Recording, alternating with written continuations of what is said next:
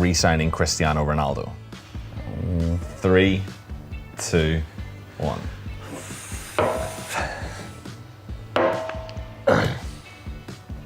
Hindsight's a wonderful thing, isn't it? No, I still think Ronaldo. I still think it was worth the gamble.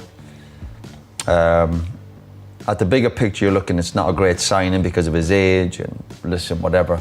But I still think he could bring something to the party, and I think he has. But I think whatever's gone on around him hasn't been good enough. But I still think Ronaldo could also probably show more better leadership skills. I know he's been upset once or twice when he was left out. He clearly wasn't going to play in all the games, but he's still showing moments, Jamie. He's still showing moments, obviously, to listen to the Tottenham games, some of the European games.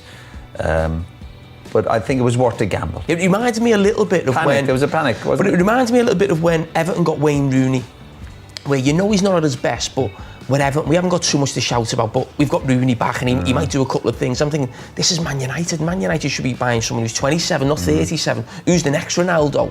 And it just smacked of where the club was, of this big fanfare of Ronaldo's back, all this excitement. Really, everyone knew it wasn't going to push. I always felt it was never going to push them any closer to the title. He'd finished second the year before.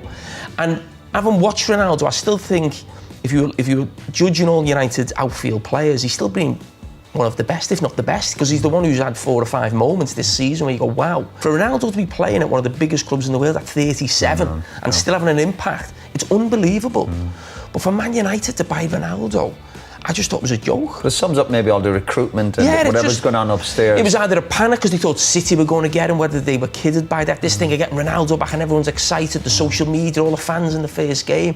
I thought it was a bit embarrassing. But that's part of Man United's problem. No, I know Van Gaal recently said Man United is a commercial club more than a football club, and the signing was part of that. It was part of the brand and the share price and all this.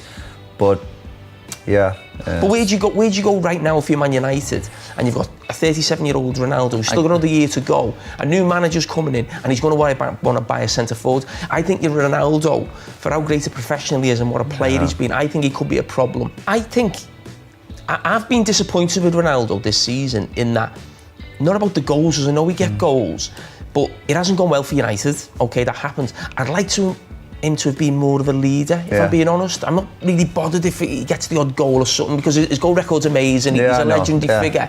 I just think sometimes, and I look back even at the Everton game, and throwing his arms up at players, and he was kicking the ball out a couple of times. And we all get frustrated. We all do silly things on the pitch. I'm frustrated, but I'd love to have seen him being that guy who lifted the younger players up a little bit. And I just think that's probably been lacking a little bit. That's disappointing. If you remember the Brentford game, I don't know if you covered the Brentford game where he was taken off, and as you said, no problem with a player being upset. That's part of the game. You get frustrated. But the game was going on, and 10, 15 minutes later, the camera and he was still upset. And you're like.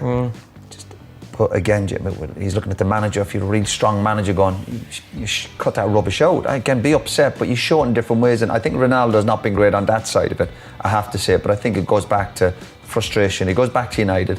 They always say, never go back. So he's come back, a bit of a gamble. He's thinking, I'll go back, rekindle the old days or whatever. But as you said, he's 37. He's probably looked around the lads around him, probably thinking, man, we're not up to speed. He knows pretty quickly as soon as he comes back, we're not really going to be obviously competing for the league.